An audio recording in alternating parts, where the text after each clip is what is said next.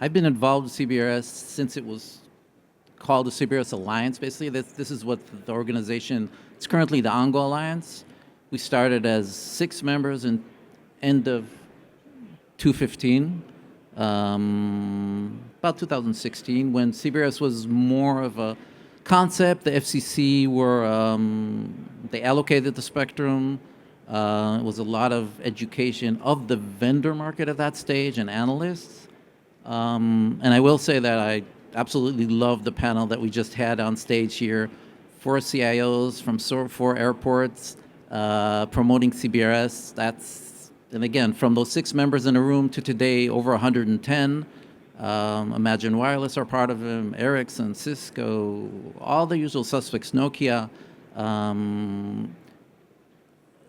And now going to actually to your question, so it is somewhat of a chicken and egg, I'll be honest. There are devices out there, but when we went to the larger, and there's a lot of CBSDs out there, we currently just passed 400,000 deployed CBRS access points, active access points that are out there, over 400,000. That was just last week we hit the milestone. A lot of them are rural ISPs are using this for fixed wireless, but more and more are private networks.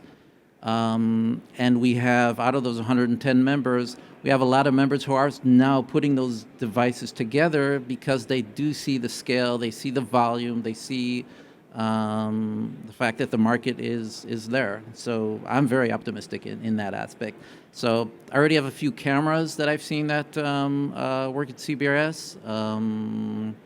And yeah, again, every month or so, we're seeing more and more devices added to the ecosystem. And it's understandable. At the beginning, people were putting molds together and hacking it up in a lab. And using a lot of gateways. Cradlepoint made a really good living until they got bought by Ericsson.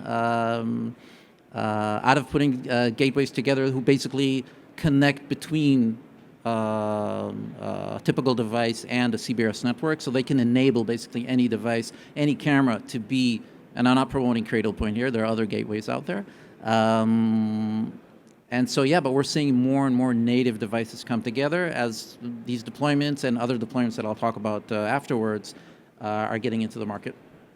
So thank you for that. So when we were talking about devices, I guess your organization also helped to certify those devices.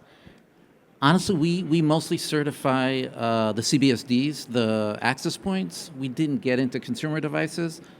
We kind of don't want to touch that because it's all the way from Samsung Galaxy phones, iPhones, which support native band 48, to dongles, to cameras, to AGVs.